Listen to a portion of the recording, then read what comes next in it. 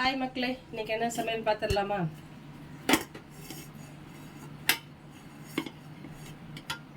சுட சுட சாதம் வச்சாச்சு. அதுக்கடுத்து அடுத்து இன்னைக்கு சிம்பிளாட்டு நேற்று மீன் குழம்பு எல்லாம் பண்ணிட்டோமா. இன்னைக்கு வெறும் பருப்பு குழம்பு தான். பருப்பு குழம்பு வச்சுட்டு அதுக்கு காம்பினேஷன் எனக்கு பிடிச்ச ஐட்டம் சொல்லுவேன் இல்லையா, பாவக்காய் பொரியல். ஓகேங்களா.